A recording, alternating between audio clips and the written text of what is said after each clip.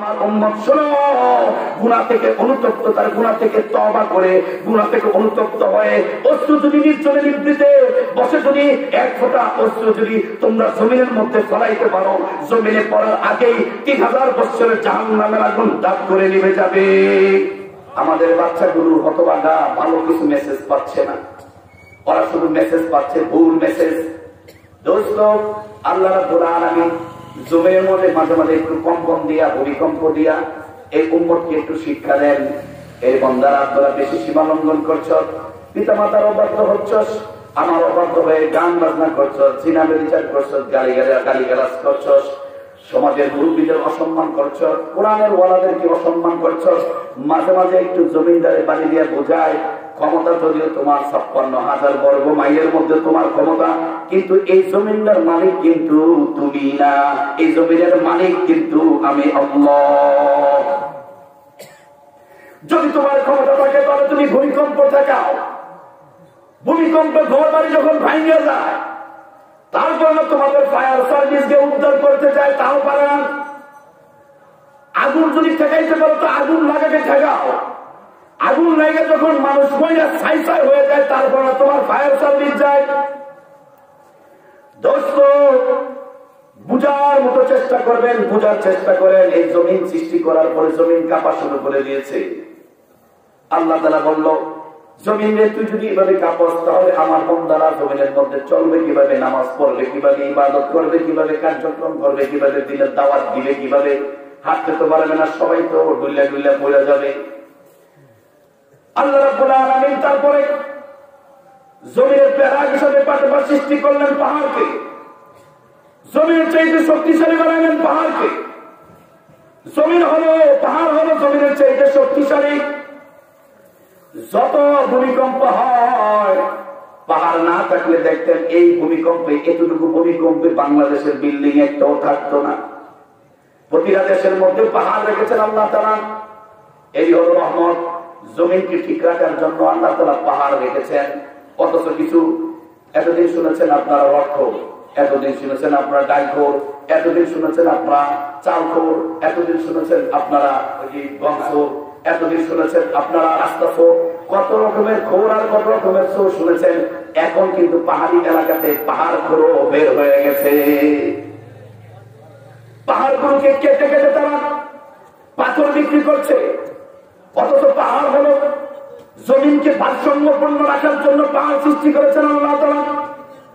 জমিনের চাইতে শক্তিশালী হলো পাহাড়, পাহাড়ের চাইতে শক্তিশালী তৈরি করেছেন আল্লাহ রাব্বুল আলামিন লোহাকে। লোহা হলো পাহাড়ের চাইতে শক্তিশালী। পাহাড় কেটে রাস্তা তৈরি করে লোহা দিয়ান, পাহাড় কেটে গুহা তৈরি করে লোহা দিয়ান। পাহাড়ের চাইতে শক্তিশালী হলো লোহা, লোহার চাইতে শক্তিশালী বানাইছেন আল্লাহ রাব্বুল আলামিন আগুনকে। আগুন, লোহা যত শক্তিশালী হোক না কেন, লোহা অনেক শক্তিশালী।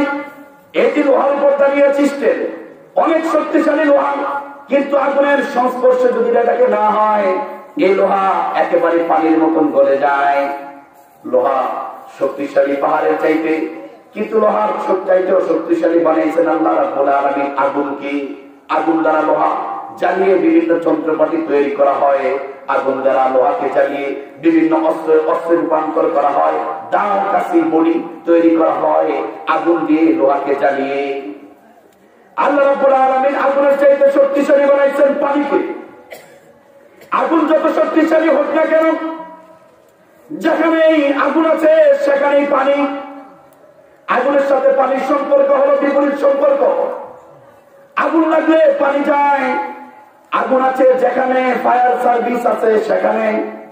আগুন লাগলে মানুষ বালতি বালতি নিয়ে পানি নিয়ে যায়, গ্রামে গঞ্জে বালতি নিয়ে পানি নিয়ে আগুন নিবায়। আর কোথাও যদি থানা লেভেল হয়, সেখানে ফায়ার সার্ভিসকে খবর দিয়ে পানি দিয়ে আগুনকে নিবানো হয়। সুতরাং আগুনের চাইতে শক্তিশালী কি? জোরে বলেন কি?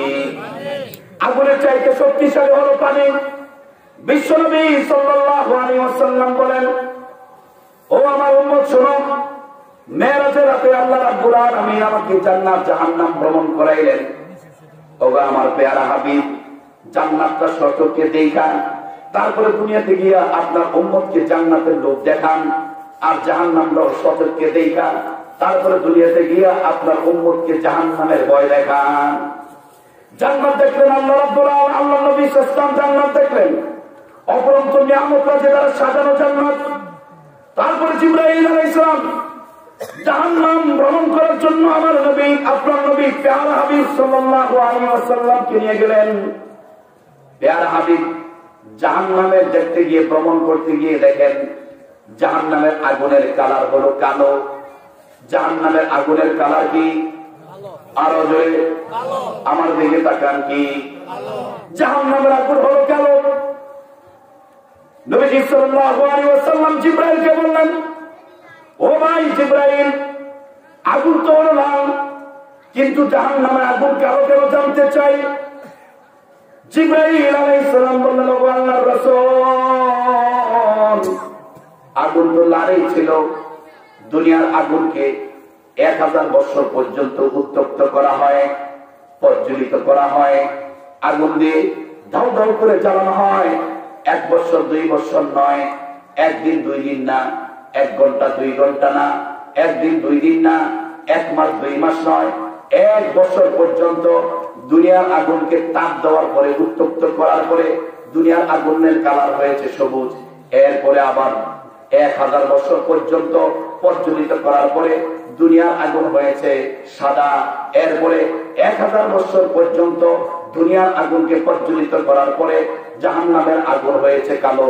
ও আল্লাহর রাসূল, জাহান্নামের আগুন যে কালো দেখছেন, এই জাহান্নামের আগুন হলো 3000 বছরের সমষ্টি প্রজ্বলিত ফলাফল হলো জাহান্নামের আগুন কালো। জিবরাইল আলাইহিস সালাম বললেন, হুজুর, জাহান্নামের আগুন এত তেজ, জাহান্নামের আগুনের মধ্যে এত স্পিড, যদি জাহান্নামের আগুনটাকে, জাহান্নাম থেকে যদি একটা সুই দিয়ে ছিদ্র করা হয়, ওই সুইয়ের ছিদ্র দিয়ে যে পরিমাণ আগুনের তেজস্ক্রিয় জমিনের মধ্যে যদি যায়, এই সুই পরিমাণ আগুনের তেজস্ক্রিয়, জাহান্নামের আগুনের তেজস্ক্রিয় যদি দুনিয়াতে ছড়িয়ে যায়, সারা দুনিয়াটা, 7 আসমান 7 জমিন সব তামা তামা হয়ে যাবে। বিশ্বনবী সাল্লাল্লাহু আলাইহি ওয়াসাল্লাম বললেন, জাহান্নামে থাকবে কে? জিবরাইল আলাইহিস সালাম বলল, হাদিসে জিবরাইলের মধ্যে জাহান্নামের ব্যাখ্যা দিয়েছেন। ও আল্লাহর রাসূল, জাহান্নাম হলো 7 স্তরে বিভক্ত। জাহান্নামের সর্বনিম্ন স্তর, যেখানে সবচেয়ে বেশি শাস্তি দেওয়া হয়, সেখানে থাকবে হলো মুসলমান নামে মুনাফিক গুলো, যেগুলো নামে মুসলমান, নামে মুসলিমান আছে মুসলমান, কিন্তু কাজে কর্মে হলো কাফেরদের পক্ষে কথা বলে, কাজে কর্মে হলো মুনাফিক। এগুলো হলো ইসলামের প্রকাশ্য দুশমন। 1 নম্বর জাহান্নামে থাকবে হলো মুনাফিক, 2 নম্বর জাহান্নামে থাকবে হলো মুশরিক, 3 নম্বরে জাহান্নামে থাকবে ইহুদি, 4 নম্বর জাহান্নামে থাকবে খ্রিস্টান, 5 নম্বর জাহান্নামে থাকবে আরেকটা নাম বলছেন, 6 নম্বরে জাহান্নামে থাকবে আরেক গ্রুপ। 7ম 6 নম্বর বলার পরে জিবরাইল আলাইহিস সালাম চুপ হয়ে গেলেন। ও জিবরাইল, 6টা বললা, 7ম নম্বরে জাহান্নামে কে থাকবে রে জিবরাইল? জিবরাইল আলাইহিস সালাম বললেন, হুজুর, এটা বলা যাবে না। 7ম নম্বরে জাহান্নামে কে থাকবে সেটা বলা যাবে না, কারণ 7ম নম্বরে কথা বললে আপনি কষ্ট পাবেন। বিশ্বনবী সাল্লাল্লাহু আলাইহি ওয়াসাল্লাম সারা জীবন উম্মতি উম্মতি উম্মতি করে গেছেন। আমার উম্মত যেন জাহান্নামের আগুনে না যায়, আমার উম্মত যেন বিপদে না পড়ে, আমার উম্মত যেন মিজানের পাল্লায় ধরা না খায়, আমার উম্মত যেন ফুলসিরাতের পারে যেন বিপদে না পড়ে, আমার উম্মত যেন হাউজে কাউসারের মধ্যে সমস্যায় না পড়ে। সারা জীবন উম্মত উম্মত করে করে করে করে নবীজি সাল্লাল্লাহু আলাইহি ওয়াসাল্লামের উম্মতের পেরেশানি করতে করতে জীবনটাকে তেজপাতা করে দিয়েছেন। রব্বুল আলামিন বিশ্বনবী সাল্লাল্লাহু আলাইহি ওয়াসাল্লাম এভাবে উম্মতি উম্মতি করার কারণে আল্লাহ রাব্বুল আলামিন ধমক দিয়েছেন, আল্লাহর রাসূল এভাবে উম্মতি উম্মতি করতে করতে তো আপনি নিজেকে শেষ করে দিবেন, আপনি তো নিজেকে শেষ করে দিবেন। এমন একজন দরদী নবী আমাদের নবী, এমন একজন মায়ালু নবী আমাদের নবী, এমন একজন দয়াদ্র নবী, আমাদের নবী, এমন একজন রহমতের নবী, আমাদের নবী, তার নাম হলো মুহাম্মদুর রাসূলুল্লাহ। জিবরাইল আলাইহিস সালাম 7 নম্বর বললেন না, আল্লাহ নবী সাল্লাল্লাহু আলাইহি ওয়াসাল্লাম বারবার পিরাপিরি করার পরে 7 নম্বরের পকারটা জিবরাইল বললেন, ও আল্লাহর রাসূল, জাহান্নামের 7 নম্বর স্তরে আপনার উম্মতের মধ্যে ওই সকল লোকেরা থাকবে যারা কবিরা গুনাহ কইরা তওবা করে নাই। কবিরা গুনাহ কইরা তওবা করে নাই, কবিরা গুনাহ করবে না এমন না, কবিরা গুনাহ হতে পারে, মিথ্যা কথা হতে পারে, তারপরে ইস্তেগফার, তারপরে আল্লাহর কাছে বলতে হবে সরি আল্লাহ মিথ্যা কথা বলে ফেলেছি। পিতা মাতার অবাধ্য হতে পারে, সাথে সাথে মাকে বলতে হবে সরি মা, তোমার সাথে কথাটা কটু কথা হয়ে গেছে, জোরে কথাটা হয়ে গেছে, এটা উচিত হয় নাই। বাবার সাথে জোরে কথা হয়ে যেতে পারে, জোরে কথা বলা কবিরা গুনাহ, বাবার সামনে কবিরা গুনাহ, বাবার কথার অবাধ্য হওয়া কবিরা গুনাহ, মার কথার অবাধ্য হওয়া কবিরা গুনাহ। সন্তান মা বাবার অবাধ্য হওয়ার সুযোগ নাই। ওয়াইন আখরাজাকা মিন মালিকা, যদিও তোমার মা বাবা তার সম্পদ থেকে তোমাকে বঞ্চিত করে দেয়, এরপরও তুমি তোমার মার বিরুদ্ধে, তোমার বাবার বিরুদ্ধে একটা টু শব্দ করতে পারবে না। বিশ্বনবী সাল্লাল্লাহু আলাইহি ওয়াসাল্লাম হযরত মুআয রাদিয়াল্লাহু তাআলা আনহুকে বলেছেন, লা তুশরিক বিল্লাহ ওয়া ইন হুররিকতা আও কুতিলতা ওয়ালা তাওয়াক্কালনা ওয়ালিদাইক ওয়া ইন আখরাজাকা মিন মালিকা। মা বাবার অবাধ্য হওয়া জানার উম্মত, যদিও তোমার মা বাবা তার সম্পদ থেকে বঞ্চিত করে দেয়, তারপর চোখটা বন্ধ করে, মুখটা বন্ধ করে, মা বাবার সাথে বেয়াদবি না করে ঘর থেকে বের করে দিলে, গাড়িটা নিয়ে ঘর থেকে বের হয়ে যাবি, পাঞ্জাবি কাপড় চোপড় একটা ব্যাগ করে লইয়া চলে যাবি, তারপরও মা বাবার অবাধ্য হওয়া যাবে না।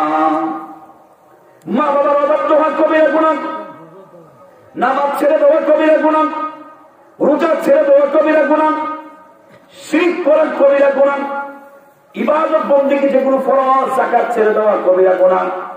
হজ করার তৌফিক থাকার পরেও এই বুইরা হজ করে না, এদিকে কয় পোলা বিয়া দেব, পোলা বিয়া করার পরে কয় নাতি বিয়া দেব, নাতি বিয়া দেওয়ার পরে কয় জমিনটা লেগে গেল, এরপরে বুইরা হজ করে না, হজ খরচ হওয়ার পরে হজ করে না, এটা কবিরা গুনাহ।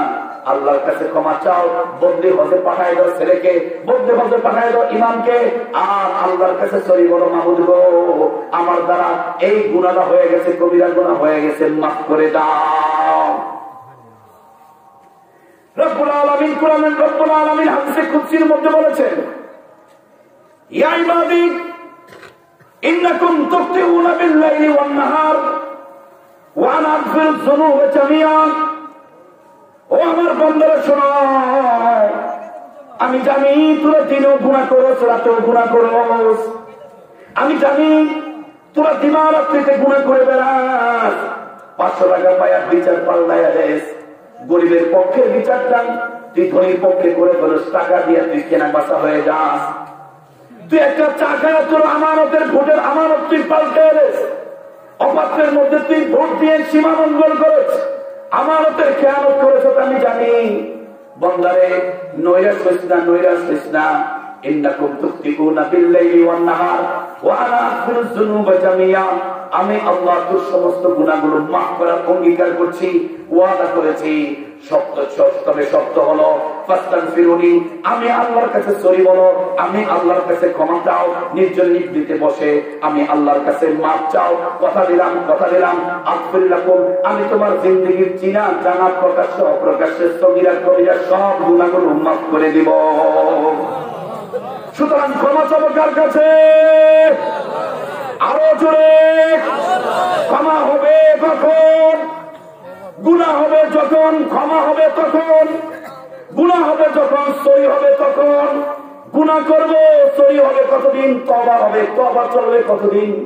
গুনাহ করার ক্ষমতা আছে যতদিন, গুনাহ করার ক্ষমতা যতদিন, তওবার দরজা খোলা থাকবে ততদিন। গুনার ক্ষমতা আছে যতদিন, ভালো করে শোনো মুসলমান, গুনাহ করার ক্ষমতা আছে যতদিন, তওবার দরজা খোলা আছে ততদিন। গুনাহ হবে যখন, তওবা হবে তখন। গুনাহ হয়ে গেছে সাথে সাথে তওবা করে ফেলো। গুনাহ করাটা যত বড় না অন্যায়, গুনাহ করাটা যত বড় না অন্যায়, গুনাহ করাটা যত বড় না অন্যায়, গুনাহ করার পরে আল্লাহ তাআলার কাছে সরি না বলা, ক্ষমা না চাওয়া তার চাইতে বড় অন্যায়। আল্লাহ রাব্বুল আলামিন তোমার সরিটা পছন্দ করেন। আল্লাহ রাব্বুল আলামিন তোমার গুনাহ হওয়ার পরে একটু অবাক করাটাকে আল্লাহ পছন্দ করেন। ও দুনিয়ার মুসলমান শোনো, পৃথিবীর কোন মা বাবা আছে এমন তার সন্তানকে শিখিয়ে দিবে, ও আমার সন্তান আমার সাথে তুই বেয়াদবি করবি, তারপরে সরি কবি মাফ করে দেব। মা এত রহমতের মালিক, এত দয়ার মালিক। মা সেই মাটি কোন সন্তানকে এমন শিক্ষা দেয়, বাবা তার সন্তানের প্রতি দয়াদ্র মায়াদ্র। তারপরে কি কোনো বাবা তার সন্তানকে একথা বলে, ও সন্তান তুই আমার সাথে অন্যায় করবি, আমাকে গালি দিবি, আমার সাথে বেয়াদবি করবি, তারপরে সরি বলবি, আমি তোকে মাফ করে দিব। পৃথিবীর কোন মা পাওয়া যাবে না এমন, কোন বাবা পাওয়া যাবে না এমন। একমাত্র আমার রব, একমাত্র আমার প্রেমাস্পদ, একমাত্র আমার প্রেমিক আল্লাহ, একমাত্র আল্লাহ তাআলাই হাদিসে কুদসির ভিতরে বলে দিয়েছেন, ইন্নাকুম তুখতিউনা বিল-লাইলি ওয়ান-নাহার ওয়া আনা আগফিরুয যুনুবা জামিআ ফাস্তাগফিরুনি আগফির লাকুম। বান্দা দিন রাতে গুনাহ করো সেটা আমি দেখি, তবে দেখো না দেখার ভান করে থাকি, তুমি আমার কাছে ক্ষমা চাও, কথা দিলাম, কথা দিলাম আমি আল্লাহ তোর জিন্দেগীর সব গুনাহ মাফ করে দিব। সুতরাং ক্ষমা চাইবেন কার কাছে? আরো জোরে ক্ষমা চাবেন কখন? গুনাহ হবে যখন, ক্ষমা হবে তখন। ক্ষমা চাইবেন কতদিন? গুনাহ করতে পারবেন যতদিন ক্ষমার দরজা খোলা ততদিন। দোস্ত গুনাহ হয়ে গেছে, ক্ষমা চাও, গুনাহ হয়ে গেছে, আবার তওবা করো, গুনাহ হয়ে গেছে, আবার তওবা করো, গুনাহ হয়ে গেছে, আবার তওবা করো। এই বিষয়ে আমি আজকে আলোচনা করলাম না, যদি কোনোদিন ঘুরে ঘুরে আবার আসি ইনশাআল্লাহ আর রহমান সূরাতুল ফাতিহা নিয়ে তাফসীর করতে গিয়ে আমি এই বিষয়ে লম্বা আলোচনা করব ইনশাআল্লাহ। বিশ্বনবী সাল্লাল্লাহু আলাইহি ওয়াসাল্লাম আসেন কোথায়? জাহান্নাম ভ্রমণ করতে গেলেন। জিবরাইলকে বললেন, জিবরাইল জাহান্নামের আগুন এত কালো কেন? জিবরাইল বলল, এগুলো হলো এই সমস্ত এই জাহান্নামের মধ্যে থাকবে কে?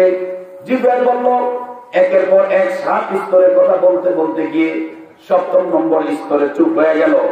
এরপরে বলল, হুজুর আপনার উম্মতের মধ্যে ওই সকল লোক 7ম নম্বর এই জাহান্নামের 7ম নম্বর স্তরে থাকবে যারা কবিরা গুনাহ কইরা তওবা করে না।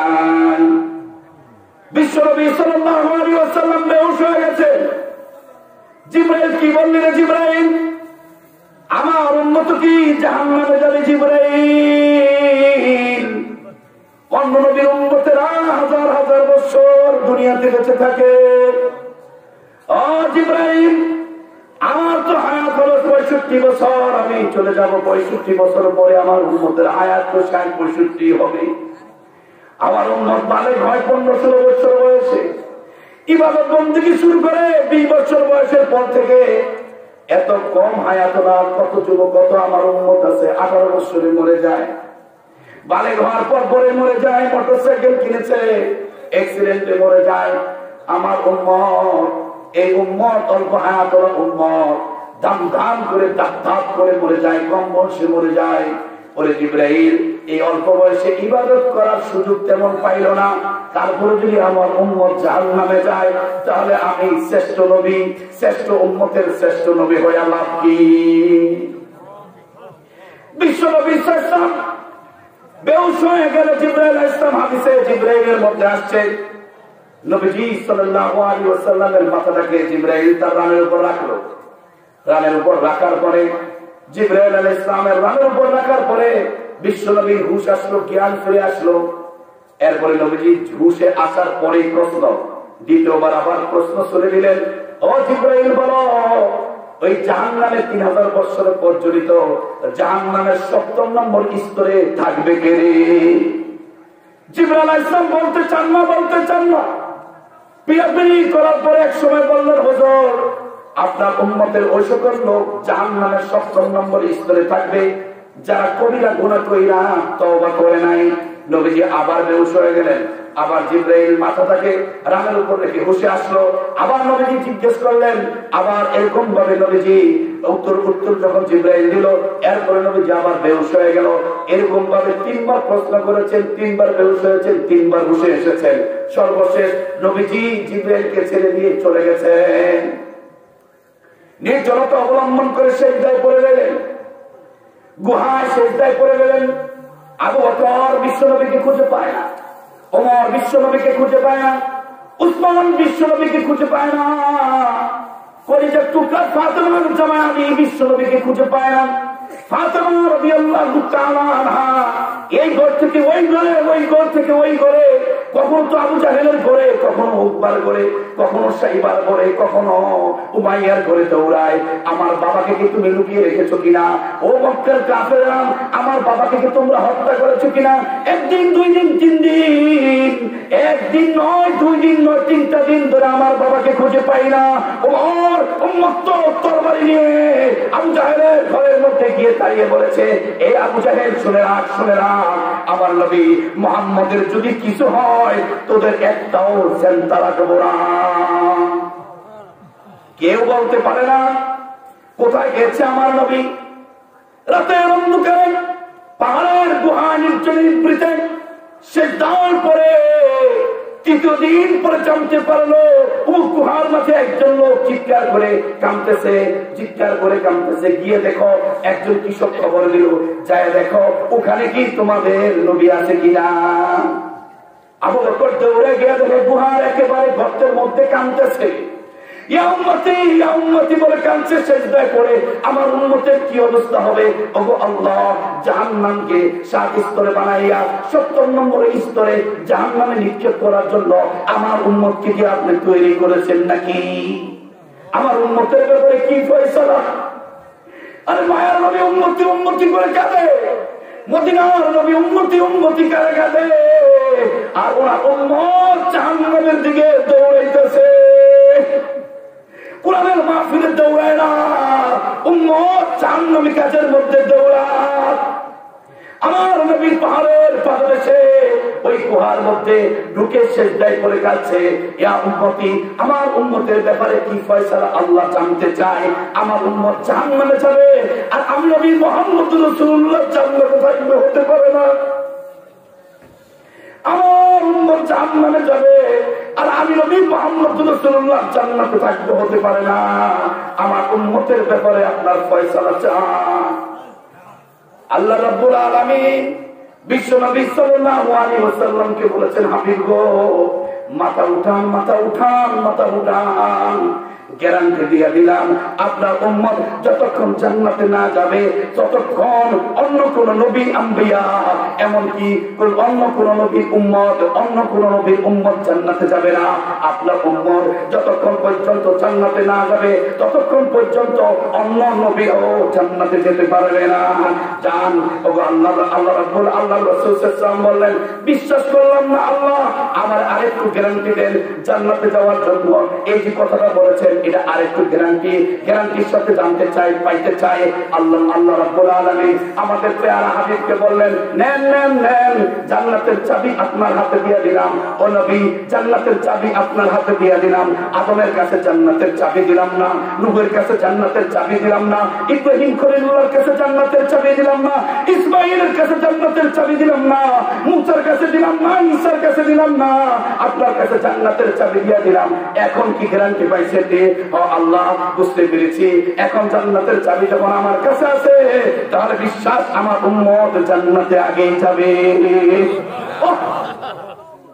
বিশ্ব নবী সাল্লাল্লাহু আলাইহি ওয়াসাল্লাম বললেন, জান্নাতের চাবি তো দিলেন, তবে জান্নাতীদের পতাকা, স্বাধীনতার পতাকা, বাংলাদেশের লাল সবুজের পতাকা, জান্নাতীদের একটা পতাকা থাকবে, সেই পতাকাটা আবার কার হাতে থাকবে? আল্লাহ। একটু জানতে চাই, তবে আমার কাছে যদি পতাকাটা দেন তাহলে আরেকটু শিওর হলাম, আমার উম্মত জান্নাতের চাবিও পাইছি, জান্নাতের পতাকা পাইছি। তাহলে বোঝা গেল অন্য নবী আম্বিয়াদের কোনো কেদানি আমার এখানে চলবে না। আল্লাহ রাব্বুল আলামিন বললেন, যাও নবী যান, জান্নাতীদের পতাকাও আপনার হাতে দিয়ে দিলাম। সুবহানাল্লাহ কইেন যান। নারে তাকবীর, আরো জোরে নারে তাকবীর, নারে তাকবীর। জান্নাতের চাবি কার কাছে? কে কইল আমার নবীর কাছে? কে কইল? মাশাআল্লাহ, আশিকে রাসূল। জান্নাতের চাবি হলো আমার নবীর কাছে, জান্নাতীদের পতাকা হলো আমার নবীর কাছে। আমার নবী গর্ব করে বলে, আমার নবী গর্ব করে বলে, মিফতাহুল জান্নাতি বিয়াদি, জান্নাতের চাবি হলো আমার হাতে। ও লিওয়াউল হামদি বিয়াদি, জান্নাতীদের পতাকাও আমার হাতে। লম্বা হয়ে যায় কথা যদি বলতে যাই। বিশ্ব নবী সাল্লাল্লাহু আলাইহি ওয়াসাল্লামের কাছে গেলেন, সেটাই পরীক্ষাচ্ছে। কে কাঁদে? মহানবী কাঁদছে। কে কাঁদে? মেরাজের রাতে সমস্ত নবীদেরকে পিছনে রাইখা ইমামতি করেছেন যেই নবী, সেই নবী আজকে সেজদায় পড়ে নবীদের জন্য কাঁদে না, সেজদায় পড়ে নিজের উম্মতের গুনাহগার উম্মতের জন্য কাঁদে, আল্লাহর কাছে কাঁদছে। ওগো আল্লাহ, আমার উম্মতের জন্য জাহান্নামের মুক্তির একটা বন্দোবস্ত কইরা দেন। আবু বকর দৌড়ে গেল, পাহাড়ের সামনে গিয়ে দাঁড়িয়ে বলল, ওগো আল্লাহর রাসূল, আমি আপনার আবু বকর। আপনি একদিন মুসলিমদেরকে সামনে নিয়ে বলেছিলেন জান্নাতের মধ্যে একটা মাহফিল হবে, সেই মাহফিলের প্রধান অতিথি থাকবে আল্লাহ, সেই মাহফিলের পরিচালক থাকবে বিশ্বনবী, সেই মাহফিলের বিশেষ অতিথি থাকবে হযরত দাউদ আলাইহিস সালাম। সেই মাহফিলে দাউদ আলাইহিস সালাম তার কণ্ঠে ওনার কিতাব তেলাওয়াত করবেন। তেলাওয়াতের অবস্থা এমন হবে, সব মানুষ বেহুশ হয়ে যাবে। হুশে আসার পরে বলবে, এর চাইতে কোনো সুন্দর তেলাওয়াত কি আর শুনবানি? জান্নাতি লোকেরা সেদিন বলবে, রব্বুল আলামিন, হাদিসে কুদসির কথা বলছি, রব্বুল আলামিন দাউদ আলাইহিস সালামের যে কণ্ঠ আপনি দিয়েছেন, এরপরে আর শোনার কোনো আমাদের রুচি নাই। এমন সুন্দর কণ্ঠ, এই কণ্ঠ শুনে তো মরে গেছিলাম, মরা যেত নাই, এই জন্য মরবে না। আল্লাহ রাব্বুল আলামিন সেদিন বলবেন, ওগো আল্লাহর রাসূল, ওগো আল্লাহর রাসূল, আপনি একটু জান্নাতীদেরকে কোরআনে পাকের, আপনার কিতাব কোরআনে পাকের কালামুল্লাহ, আপনিও কালামুল্লাহ পাক থেকে একটু তেলাওয়াত করে শোনান, জান্নাতীদেরকে একটু তেলাওয়াত করে শোনান। সেদিন আল্লাহ রাব্বুল আলামিন, যা আল্লাহর নবী সাল্লাল্লাহু আলাইহি ওয়াসাল্লাম জান্নাতীদেরকে কোরআনে পাক থেকে সূরা তাহা মা আনজালনাল কুরআনা লিতাশকা, এই সূরাটা তেলাওয়াত করে শোনাবেন। জান্নাতীদেরকে আল্লাহ তাআলা বলবেন, কি অবস্থা তোমাদের? আল্লাহ যেই তেলাওয়াত নবী মুহাম্মদ রাসূলুল্লাহ করেছে, দাউদ আলাইহিস সালামের তেলাওয়াত তো নবী মুহাম্মদের কাছে কিছুই না। কয় যদি মৃত্যু নামক কোন বস্তু থাকতো, তেলাওয়াতের স্পিডে আমরা মরে যেতাম। এমন সুন্দর তেলাওয়াত সেদিন আল্লাহ নবী সাল্লাল্লাহু আলাইহি ওয়াসাল্লাম বলেছিলেন, জান্নাতি এই মাহফিলের আমার ডান পাশের চেয়ারে থাকবে আবু বকর, বাম পাশের চেয়ারে থাকবে ওমর। ও আল্লাহর রাসূল, আপনার মক্কা থেকে মদিনায় যখন হিজরত করেন, কেউ রাজি হয় নাই। আমি আবু বকর নিজের জান মাল সবকিছু রেখে দিয়ে, বউ বাচ্চা সব রেখে, মক্কার আমি সবচেয়ে বড় ধনী হওয়ার পরেও সব সম্পদ গুলো মক্কার কাফেরদের কাছে ছেড়ে দিয়ে আমি ইসলামের খাতিরে আপনার সাথী হয়ে আমি আপনার সাথে হিজরত করেছিলাম। আমি সেই হিজরতের সাথে আবু বকর, আমি জান্নাতের আপনার ডান পাশের চেয়ারে বসনেওয়ালা আবু বকর। ও আল্লাহর রাসূল, আমাকে একটু, আমি এসেছি, আপনি একটু আমার সাথে একটু কথা বলেন, বের হয়ে আসেন। ওমর আসলো ডাক দিল, ও আল্লাহর রাসূল আমি ওমর। আলী আসলো ডাক দিল, ও আল্লাহর রাসূল আমি আলী। ফাতেমা রাদিয়াল্লাহু তাআলা আনহা এসে বললেন, আমি ফাতেমা। রাসূল করিম সাল্লাল্লাহু আলাইহি ওয়াসাল্লামের কাছে বিস্তারিত জানতে চাইলেন। এই আলোচনাটা এখানে থাকো। যে কথা বলছিলাম, মুআজ্জিজ হাজিরিন, জাহান্নামকে 3000 বছরের পর্যন্ত জাহান্নামের আগুন, সেই জাহান্নামকে আবার 7 স্তরে ভাগ করেছে। 7ম নম্বর স্তরে থাকবে উম্মতে মুহাম্মদীর, এই নবী উম্মতের মধ্যে যারা কবিরা গুনাহ করেছে, তওবা করে নাই, তারা 7ম নম্বরে জাহান্নামের 7ম নম্বর স্তরে থাকবে। জাহান্নামের আগুন হলো কালো, 3000 বছরের পর্যন্ত জাহান্নামের আগুন। হযরত নবী নবী সাল্লাল্লাহু আলাইহি ওয়াসাল্লাম জিজ্ঞাসা করলেন, জিবরাইল, এই জাহান্নামের আগুন নিবানো সম্ভব কিভাবে? আমার উম্মত কি কাজ করলে জাহান্নামের আগুন নিভাতে পারে? জিবরাইল শিখাইলেন, ওগো আল্লাহর রাসূল, আপনার উম্মতের মধ্যে যারা কবিরা গুনাহ করেছে, যারা নিজেদের উপর বাড়াবাড়ি করেছে, অন্যায় পাপাচার করেছে, তারা যদি অনুতপ্ত হয়, অর্থাৎ আপনার গুনাহগার উম্মত অনুতপ্ত হয়ে যদি নির্জনে নিবৃত্তে পড়ে, একটু যদি চোখের অশ্রু যদি চোখের কোণা দিয়ে একটু যদি বের করার চেষ্টা করে, জমিনে পড়ার আগে 3000 বছরের প্রচলিত জাহান্নামের আগুন ধাপ করে নেমে যাবে। বিশ্বনবী সাল্লাল্লাহু আলাইহি ওয়াসাল্লাম দুনিয়াতে এসে বললেন, আর দুনিয়ার মানুষের শোনো, দুনিয়ার আগুন নিবানোর জন্য তো টনকে টন পানির প্রয়োজন হয়। দুনিয়ার আগুন নিবানোর জন্য বালতিকে বালতির পানির প্রয়োজন হয়। ফায়ার সার্ভিসে তোমরা খবর দাও, তারপর দুনিয়ার আগুন নিবাইতে পারো না। তোমরা যে গুনাহ করে 3000 বছরের প্রচলিত জাহান্নামের আগুনকে নিজেদের উপর ওয়াজিব করে রেখেছ, ও আমার উম্মত শোনো, গুনাহ থেকে অনুতপ্ততার গুনাহ থেকে তওবা করে, গুনাহ থেকে অনুতপ্ত হয়ে অশ্রু যদি নির্জনে নিবৃতে বসে যদি এক ফোঁটা অশ্রু যদি তোমরা জমিনের মধ্যে ফলাইতে পারো, জমিনে পড়ার আগেই 3000 বছরের জাহান্নামের আগুন দাপ করে নেমে যাবে। তাহলে বোঝা গেল আগুনের চাইতে শক্তিশালী হলো কি? পানির চাইতে শক্তিশালী হলো বাতাস, বাতাসের চাইতে শক্তিশালী হলো আকাশ, আকাশের চাইতে শক্তিশালী হলো ফেরেশতারা। আল্লাহ রাব্বুল আলামিন জিবরাইল, মিকাইল, ইসরাফিল, আজরাইল সব একসাথে আল্লাহ তাআলার সাথে কথা বলছে। এই পুরা হাদিসে কুদসিটা আল্লামা তারিক জামিল সাহেব ওনার বই কে সেজন এর মধ্যে এনেছেন। সেখানে আল্লাহ তাআলা জিবরাইল, মিকাইলের সাথে ইসরাফিল, আজরাইলের সাথে লম্বা হাদিসে কুদসি বলেছেন, জমিনের চাইতে শক্তিশালী জমিন সৃষ্টি করেছি, জমিনের চাইতে শক্তিশালী বানাইছি পাহাড়কে, পাহাড়ের চাইতে শক্তিশালী বানাইছি আগুনকে, লোহাকে, লোহার চাইতে শক্তিশালী বানাইছি আগুনকে, আগুনের চাইতে শক্তিশালী বানাইছি পানিকে, পানির চাইতে শক্তিশালী বানাইছি বাতাসকে, বাতাসের চাইতে শক্তিশালী বানাইছি আকাশকে, আকাশের চাইতে শক্তিশালী বানাইছি তোমরা ফেরেশতাকে। আসমানের সমস্ত ফেরেশতারা খুশি, জিবরাইল আলাইহিস সালাম খুশি, মিকাইল খুশি, ইসরাফিল খুশি, আজরাইল খুশি, সবাই খুশিতে বাকবাকুল। আমরা তো জমিনের চাইতে শক্তিশালী, আমরা তো পাহাড়ের চাইতে শক্তিশালী, আমরা তো আকাশের চাইতে শক্তিশালী, আমরা তো সবচেয়ে শক্তিশালী। সমস্ত ফেরেশতারা খুশি, আকাশের ফেরেশতারা খুশি, জমিনের ফেরেশতারা খুশি।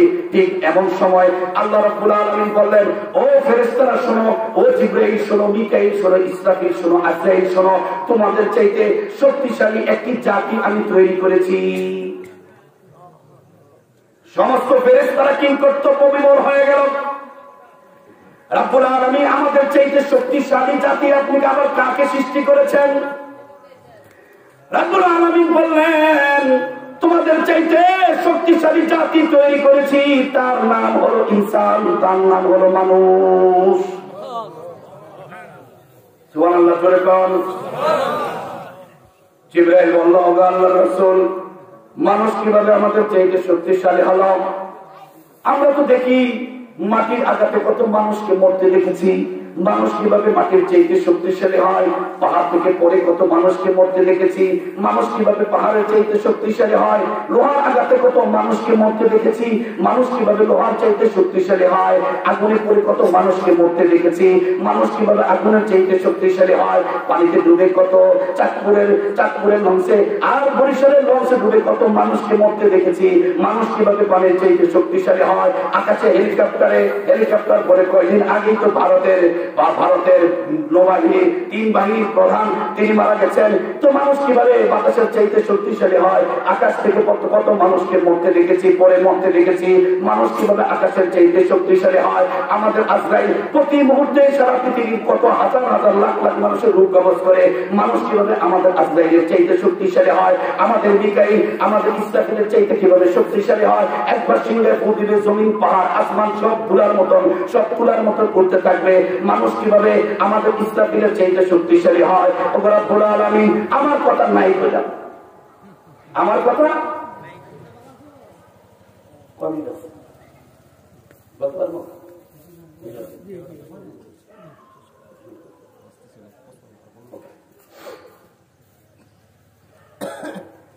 বিশ্বনবী সাল্লাল্লাহু আলাইহি ওয়াসাল্লাম একবার জিবরাইল আলাইহিস সালামকে বললেন, জিবরাইল তুমি তো মাঝে মাঝেই তো আসো, প্রতিদিনই তো আসো, সবসময় তাহিয়াতুল কলবি সুরতে আসো।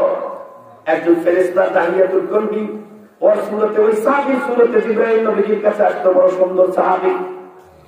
তোমার আসল খবর তো আমার জানা নাই। আর জিবরাইল, শুনেছি তুমি একটু অনেক শক্তিশালী, তোমার ফেরেশতারা অনেক শক্তিশালী। একটু জানতে চাই, একটা ঘটনা দিয়ে উল্লেখ করে, উদাহরণ দিয়ে বুঝিয়ে বলো তোমরা কেমন শক্তিশালী ফেরেশতা। বিশ্বনবী সাল্লাল্লাহু আলাইহি ওয়াসাল্লামের প্রশ্নের জবাবে জিবরাইল আলাইহিস সালাম বললেন, ও হুজুর, যদি বলতে চাই তো লম্বা কথা, আমি আপনাদেরকে ছোট্ট করে বলছি। দেখেন, আল্লাহ রাব্বুল আলামিন একদিনের ঘটনা, আমি আল্লাহ তাআলার সাথে কথা বলছিলাম, কোন এক প্রয়োজনে আল্লাহ তাআলা আমাকে জরুরি তলব করলো, কথা বলছিল। ঠিক এমন সময় আল্লাহ নবী ইউসুফ আলাইহিস সালাম কোরআনের মধ্যে যার ব্যাপারে বলেছে, এই কিতাবের মধ্যে সবচেয়ে সুন্দর ঘটনা হলো ইউসুফ নবীর ঘটনা। সবচেয়ে সুন্দর করে তৈরি করেছেন ইউসুফ নবীকে, 50% সুন্দর আল্লাহ তাআলা সমস্ত মাখলুকের মাঝে ভাগ করে দিয়েছেন। এর মধ্যে হরিণ কত সুন্দর, মাছ কত সুন্দর, কত রকমের রয়্যাল বেঙ্গল টাইগার কত সুন্দর, টিয়া পাখি কত সুন্দর, ময়না পাখি কত সুন্দর, এরকম 18,000 মাখলুকাতের মধ্যে ভাগ করেছেন। 50% সুন্দরকে আর 50% সুন্দর হযরত ইউসুফ নবীর মধ্যে ঢুকিয়ে দিয়েছেন। এখন চিন্তা করে দেখেন ইউসুফ নবী কেমন সুন্দর। 10 ভাই মিলে ইউসুফ নবীকে কুয়ার মধ্যে ফেলাই দিয়েছে। আমি আল্লাহ তাআলার কাছে কথা বলছি, ঠিক এমন সময় আল্লাহ রাব্বুল আলামিন বলল, ওগো ওরে জিবরাইল, যা আমার নবী ইউসুফকে তার 10 ভাই মিলে কুয়ার মধ্যে ফেলাই দিয়েছে, যা তাড়াতাড়ি যা, আমার নবী ইউসুফকে কুয়া থেকে তাকে তাড়াতাড়ি উদ্ধার কর। সতর্ক থাকবা, কুয়ার দেওয়ালের মধ্যে যেন আমার নবী ইউসুফ যেন বাড়ি না খায়। কুয়ার মধ্যে তো ফেলাই দিয়েছে, দেওয়ালের মধ্যে বাড়ি খেলে আমার নবী ব্যথা পেতে পারে, আবার যদি পাদদেশে পৌঁছে যায় মাটির মধ্যে ব্যথা পাইতে পারে, আবার পানির মধ্যে পড়ে গেলে পানিতে ভিজে যেতে পারে। সতর্ক থাইকো, আমার নবী ইউসুফ কুয়ার পাদদেশে পৌঁছার পূর্বে বুকে নিয়ে নিও, তাড়াতাড়ি যা উদ্ধার কর। আল্লাহর রাসূল, আল্লাহ তাআলা আমাকে 600 ডানা দিয়েছেন। 600 ডানা দিয়েছেন। আমি সেদিন ইউসুফ নবীকে উদ্ধার করার জন্য আমার 600 ডানার মধ্য থেকে একটা ডানা ব্যবহার করেছিলাম। কয়টা ডানা? ঘটনা হলো, এত দ্রুত গতিতে আমি এসেছি যে হুজুর, একটু এর আগে একটু বলতে হয়, আল্লাহ তাআলা জমিন সৃষ্টি করেছেন। এই জমিন থেকে কত আসমানের দূরত্ব হলো 500 বছরের রাস্তা। প্রথম আসমান থেকে দ্বিতীয় আসমানের দূরত্ব 500 বছরের রাস্তা, দ্বিতীয় থেকে তৃতীয় 500 বছরের রাস্তা, তৃতীয় থেকে চতুর্থ 500 বছরের রাস্তা, চতুর্থ থেকে পঞ্চম 500 বছরের রাস্তা, পঞ্চম থেকে ষষ্ঠ 500 বছরের রাস্তা, ষষ্ঠ থেকে সপ্তম 500 বছর রাস্তা, সপ্তম থেকে আল্লাহ তাআলা আরশের যে খুঁটি, আরশের যে এই যে চেয়ারের কি কয় পায়া, এই পায়ার দূরত্ব হলো 500 বছর রাস্তা। আল্লাহ তাআলার শান অনুযায়ী আল্লাহর চেয়ার, আল্লাহ তাআলার শান অনুযায়ী আল্লাহর বৈঠক। ঠিক যেই জায়গাতে আল্লাহ আসল পেতে বসে আছেন আল্লাহর মতো করে, সেই পাটাতনটার দূরত্ব হলো 500 বছরের রাস্তা। এরপর হলো আল্লাহ তাআলার ব্যাপার, আমি ঠিক ওই জায়গায় অবস্থান করেছি।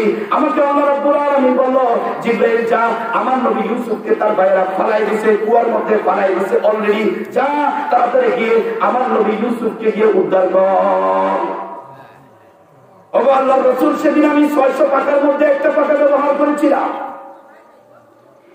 এরকম 7,000 বছরের দূরত্ব একটা পাখা ব্যবহার করে আল্লাহ তাআলার আরশের কাছ থেকে আমি এত দ্রুত গতিতে এসেছি যে আমাকে ইউসুফ নবীকে পালাইছে ওনার ভাইয়েরা আগে, আমি নির্দেশ পেয়েছি পরে।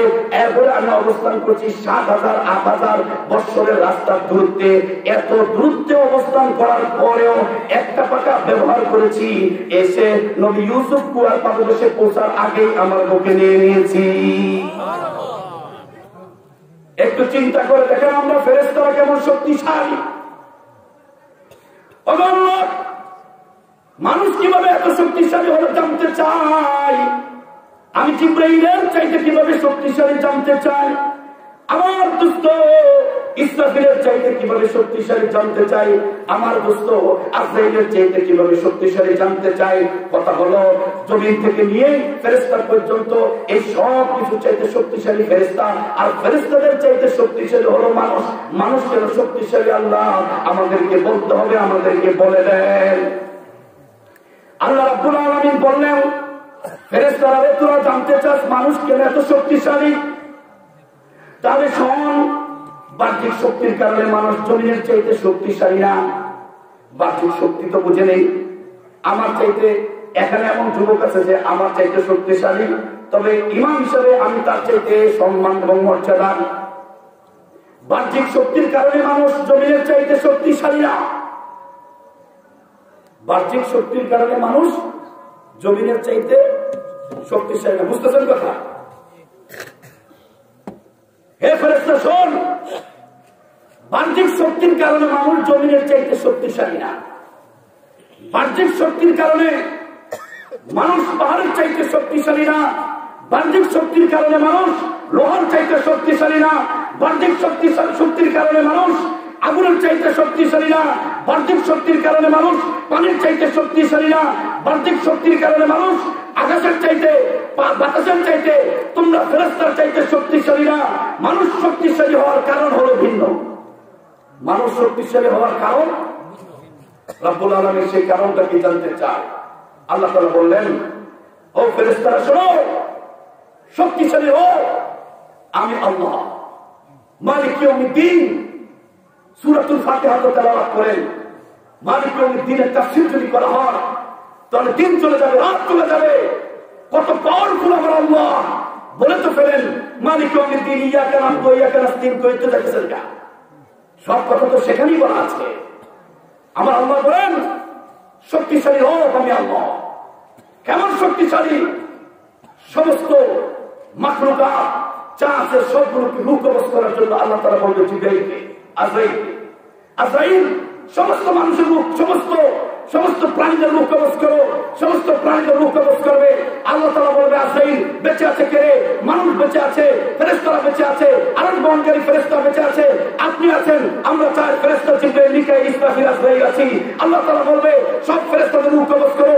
তোমরা চার ফেরেশতা ছাড়া, আমার আরশ বহনকারী ফেরেশতা ছাড়া, আমি ছাড়া সকলের রূহ কবজ করা হবে। বেঁচে আছে কে?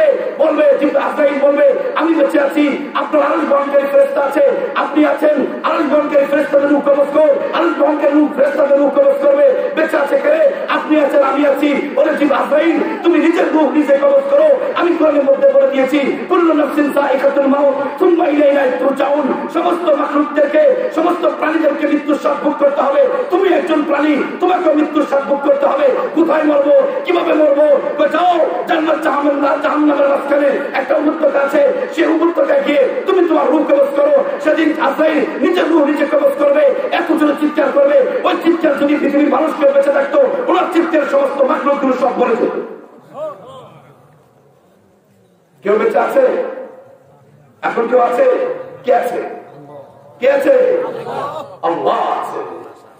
আল্লাহু আহাদ, আল্লাহ আছে। এখন আল্লাহ বলবে, কে রে? কেউ আছো রে? নাই রে, কেউ না। কেউ আছে? নাই। সেদিন আল্লাহ বলবে, ও ফেরাউন, ক্ষমতা দিয়েছিলাম তোমাকে, ক্ষমতা দিয়েছিলাম তোমাকে, ক্ষমতা দিয়েছিলাম তোমাকে, ক্ষমতার অপব্যবহার করে তুমি নিজেকে খোদাদারি করেছো। আসো আজকে আমার সাথে হাসরের ময়দানে লড়াই হবে তোমার সাথে। দেখি এই লড়াই কে জিতে। আসো আবু জাহেল, উতবা, সাইবা আর মুগিরাকে বলবে, আছো আমার সাথে তোমাদের আজকে খেলা হবে, আমার সাথে তোমাদের আজকে লড়াই হবে।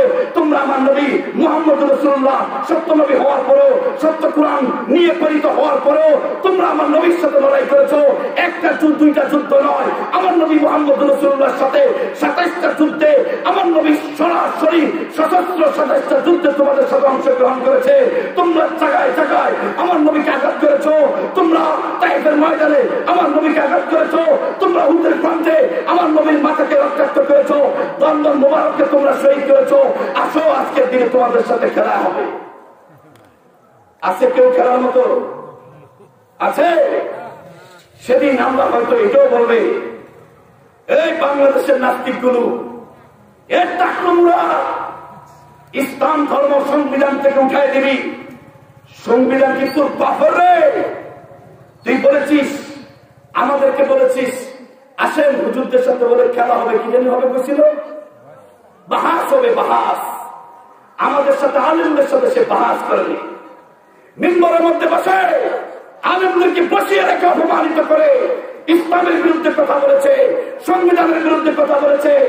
মুসলমান শোনো, হয়তো পারে সেদিন আল্লাহ তাআলা বলবে, আসো তোমরা যারা আমার ইসলামের বিরুদ্ধে কথা বলেছো, দুনিয়া থেকে ইসলামকে মিটিয়ে দেওয়ার জন্য ষড়যন্ত্র করেছো, কোরআনকে মিটিয়ে দেওয়ার জন্য ষড়যন্ত্র করেছো, আলে মুলামাদেরকে তোমরা জেলবন্দি করে ইসলামকে বাংলাদেশ থেকে পৃথিবী থেকে উদ্ধার করার জন্য ষড়যন্ত্র করছো, আসো তোমাদের সাথে খেলা হবে।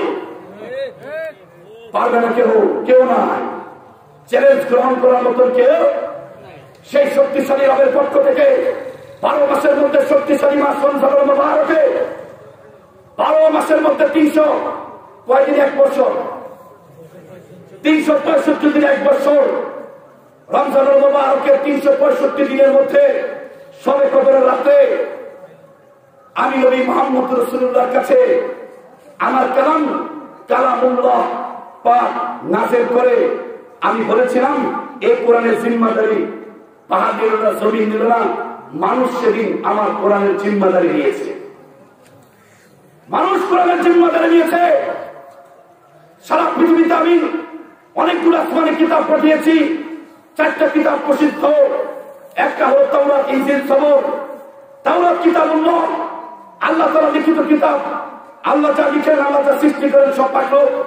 তাওরাত মাখলুক, আল্লাহ তাআলার কিতাব, লিখিত কিতাব। জবুর আল্লাহ তাআলা লিখিত কিতাব, কিতাবুল্লাহ। জবুর মাখলুক।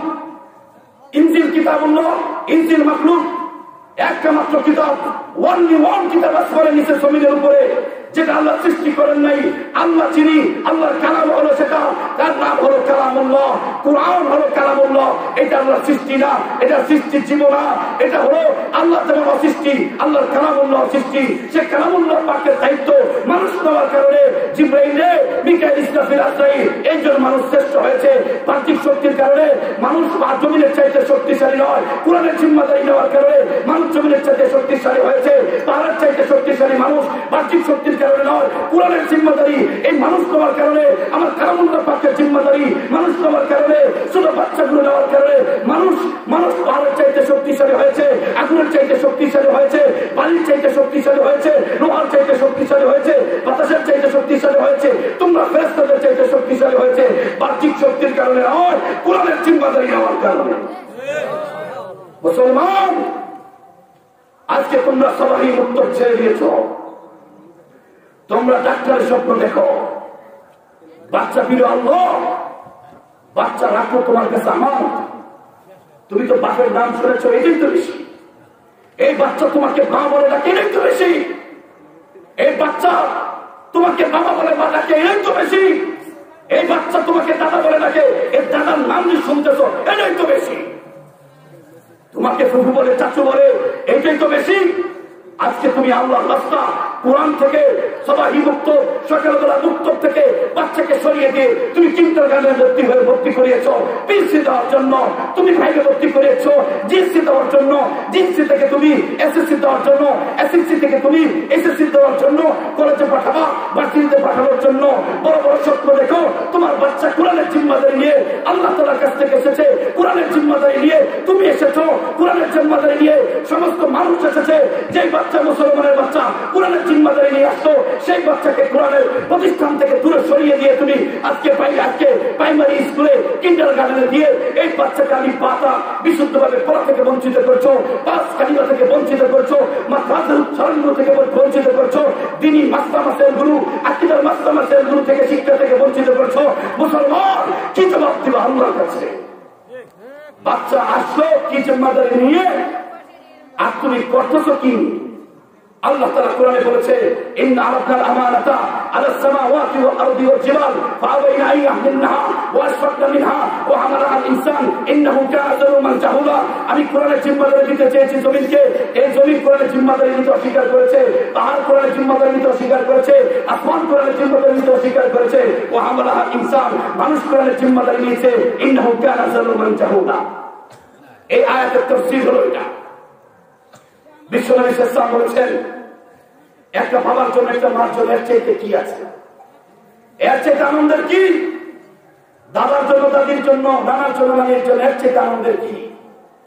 আমার নাতিকে হাফেজে কোরআন বানিয়েছি, আর আপনার নাতির ব্যাপারে এই সুসংবাদ আপনার নবী মদিনার নবী দিয়েছে ফাজাইলে আমালে, ফাজাইলে কোরআনের মধ্যে এই হাদিসের উল্লেখ আছে, লাউ জুইলাল কুরআনু ফি ইহাবিন তুম্মা উলকিয়া ফিন নারি মাহতারাকা। যেই সিনার ভিতরে কোরআন ঢুকে যায়, যেই সিনার ভিতরে কোরআন ঢুকে যায়, ওই সিনাটা শুধু কেবল এখন নিয়ামতুল্লাহর সিনা নয়, ওই সিনাটা শুধু আপনার নাতি জায়েদের সিনা না, ওই সিনাটা আপনার ছেলে সানাউল্লাহর সিনা না, ওই ছেলেটা রহিমউদ্দিনের ছেলে করিমউদ্দিনের সিনা না। যেই সিনার মধ্যে কোরআন ঢুকেছে, যেই সিনার মধ্যে যেই সিনা আলেম হয়েছে, ওই সিনা এখন জীবন্ত কোরআন হয়ে গেছে। ওই সিনা হলো কোরআন বলা সিনা। বাহ্যিক কোরআন আমাদের কাগজের কোরআন, চল পদার্থ কোরআন। এই কোরআন যদি কাগজ থেকে, এই কোরআন যদি হাত থেকে পড়ে যায়, ইজ্জত করেন, বুকে নেন, চুমা দেন, আপনাদেরকে সম্মান করেন। দেখো, কাগজের কোরআনকে যদি ইজ্জত করো, কাগজের কোরআনকে যদি সম্মান করো, এই কাগজের কোরআনটা যে মুখস্থ করেছে, এই কাগজের কোরআনটা যে অর্থ সহ তাফসীর সহ জেনেছে একজন মাওলানা, এই কাগজের কোরআনের চেয়ে কিভাবে ব্যাখ্যা দিতে পারে একজন মুফতি, সে তো আর এই কোরআন হয় নাই, সে তো জীবন্ত কোরআন হয়ে গেছে। এই কাগজের কোরআনের চাইতে ওই জীবন্ত কোরআনের দাম বেশি। কাগজের কোরআন বসে থাকে, জীবন্ত কোরআন ওয়াজ করে বেড়ায়। কাগজের কোরআন বসে থাকে, জীবন্ত কোরআন ইমামতি করে। কাগজের কোরআন বসে থাকে, জীবন্ত কোরআন তারাবি নামাজ পড়ায়। কাগজের কোরআন বসে থাকে, জীবন্ত কোরআন এক প্রান্ত থেকে অপর প্রান্তে, এক দেশ থেকে অপর দেশে সফর করে করে কোরআনের প্রচার করে, তাবলীগের প্রচার করে। কাগজের কোরআনের চাইতে এই যে সিনার মধ্যে কোরআন ঢুকেছে, ওই সিনা হলো জীবন্ত কোরআন। ওই জীবন্ত কোরআনের দাম কাগজের কোরআনের চাইতে কোটি গুণ বেশি। এই জীবন্ত সিনা, এটা তো মানুষের সিনা। মানুষ হিসেবে ভুল করতে পারে, আপনার ছেলে হাফেজ বানিয়েছেন, মানুষ হিসেবে ভুল করতে পারে, আলেম মানুষ হিসেবে ভুল করতে পারে। তারপরও তার সিনার ভিতরে যে কোরআন ঢুকে গেছে, আপনার নবী মুহাম্মদ রাসূলুল্লাহ যদি আপনি বিশ্বাস করে থাকেন, আপনার হাবিব মিথ্যা কথা বলে না, এই কথা যদি আপনি বিশ্বাস করে থাকেন, এই হাদিসটা আপনাকে বিশ্বাস করতে হবে। নবী বলেছেন, লাউ জুইলাল কুরআনু ফি ইহাবিন সুম্মা উলকিয়া ফিন নারি। এই জীবন্ত কোরআনকে যদি গুনাহ করার কারণে, অপরাধের কারণে কোনের সময় যদি জাহান্নামে আগুনে নিক্ষেপ করা হয়, জাহান্নামের আগুনের এই ক্ষমতা নয় যে আমার জীবন্ত কোরআনকে আগুন দিয়ে চালাতে পারে। সুবহানাল্লাহ। তাহলে আপনি হাফেজের বাবা, আপনার ছেলে একটা জান্নাতি ছেলে, এটা আপনি বলতে পারেন জাহান্নামের আগুন স্পর্শ করবে না, এটা তো সত্য। আপনি গর্বিত, আমি এমন একটা বাবার সন্তান, এমন একটা ছেলের বাবা যে আমার ছেলেকে জাহান্নামের আগুন স্পর্শ করবে না। বাবার পক্ষ থেকে, মার পক্ষ থেকে, দাদার পক্ষ থেকে, সব নাতিদের নানির পক্ষ থেকে, নানার পক্ষ থেকে এর চাইতে বড় উপহার একটা সন্তানের জন্য কি হতে পারে? এখন চিন্তা করে দেখো, মুসলমান চিন্তা করে দেখো, তুমি আলেমের বাপ হবা কিনা? মুসলমান মা চিন্তা করে দেখো, তুমি আল হাফেজের বাপ মা হবা কিনা? চিন্তা করে দেখো, তুমি মুফতির মা হবা কিনা, মুফতির বাবা হবা কিনা, মুফতির দাদা হবা কিনা, মুহাদ্দিসের দাদা হবা কিনা? তুমি চিন্তা করে দেখো। যদি মনে করো হবো, তাহলে ভুল নয়, তাহলে আপনার ইস্তেখারা নয়, তাহলে আর কোনো চিন্তা নয়। সকালবেলায় এই যে নতুন মাদ্রাসাতে ভর্তি করিয়ে দাও, তোমার ছেলে এখান থেকে জীবন্ত কোরআন হয়ে বের হবে, উম্মাহ রাহবারি করবে। এই কোরআনের জিম্মাদারি পালন করতে গিয়ে এক প্রান্ত থেকে অপর প্রান্তে বেড়াবে, দাঈল আল্লাহ হবে। আর তুমিও তুমি এই যে বাচ্চারাকে তুমি এই যে সাধনা করে বাচ্চারাকে দুনিয়া শিক্ষা না দিয়ে তুমি যে দিনের শিক্ষা শিক্ষিত করলা, এর কারণে আল্লাহ তাআলা শুধু তোমাকে নয়, পুরো পরিবারকে যারা সাহায্য করবে, যারা নুসরত করবে, আজকের মাহফিল থেকে যারা উদ্বুদ্ধ হয়, আগামীকাল যারা প্রচার করবে, যারা ভাত খাওয়াবে, যারা চাউল দিবে, এরকম ভাবে মুরসাল দিয়ে, টাকা দিয়ে, পয়সা দিয়ে ছাত্রদের লেখাপড়ার খরচ জিম্মাদারি পালন করবে, আল্লাহ নবী সাল্লাল্লাহু আলাইহি ওয়াসাল্লাম তাদেরকে বঞ্চিত করেন নাই। আপনার নবী বলেছেন, আল কোরআন শাফিউল মুশাফফাউ, কোরআন এমন সুপারিশকারী যার সুপারিশ নিশ্চিত কবুল করা হয়। মান জাআলা আমামাহু কাদাহু ইলাল জান্নাহ। এই কোরআন জীবন্ত কোরআন ওয়ালা যাকে বুকে নিবে, যাকে জীবন্ত কোরআন ওয়ালাদেরকে যারা সম্মান করবে, মর্যাদা দিবে, রাস্তাঘাটে দেখতে বসে যাবে, রাস্তাঘাটে দেখলে মোটরসাইকেল আওয়াজ বন্ধ করে দিয়ে সেলফ দিবে, আলেমদেরকে সম্মান করবে, দোকানের পরে দেখলে বিলটা দিয়ে দিবে, চার দোকানের বিল দিয়ে দিবে, এরকম ভাবে ছাত্রদের খানা দানার ব্যবস্থা করবে, রাস্তাঘাটে দেখলে মাথা নিচ্ছা দিবে। আপনার নবী বলেছেন কাদাহু ইলাল জান্নাহ, টেনে টেনে হাফেজ কোরআনরা, আলেম আমলগুলো আপনাকে পুরো পরিবারকে সহযোগিতাকারীদেরকে জান্নাতে নিয়ে যাবে। পক্ষান্তরে যারা এরকম স্লোগান পেয়ে ক্ষমতা পেয়ে যারা বিভিন্ন বক্তৃতার মধ্যে দাঁড়িয়ে আনন্দের সাথে চ্যালেঞ্জ করে আনন্দের সাথে চ্যালেঞ্জ শুরু করে ইসলামের বিরুদ্ধে কোরআনের বিরুদ্ধে কথা বলে, আপনার নবী বলেছেন ওমান চালাহু কালফাজাহি, যারা আনন্দকে ঘৃণা করবে আনন্দের সমালোচনা করবে, মনে রেখো সাকাতু ইলান্নার, ফুটবলের মতন কিক দিবে আলেমরা, জীবন্ত কোরআন বলবা, তুমি গিয়া জাহান্নামের 3000 বছর পর্যন্ত আগুনে গিয়ে পড়বা। সাকাতু ইলান্নার, নাম মানে আগুন, সাকাত মানে বলে পড়ে যাওয়া, একেবারে একটা উষ্টা মারবে, একেবারে জাহান্নামের 3000 বছর পর্যন্ত আগুনের মধ্যে গিয়ে পড়বা। চিন্তা করে দেখো, কোরআনের পক্ষে থাকবা জান্নাত ঠিকানা, না কোরআনের বিপক্ষে থাকবা জাহান্নাম ঠিকানা। আপনারা কার পক্ষে থাকবে? কারা কারা কোরআনের পক্ষে থাকবে? নারে তাকবীর।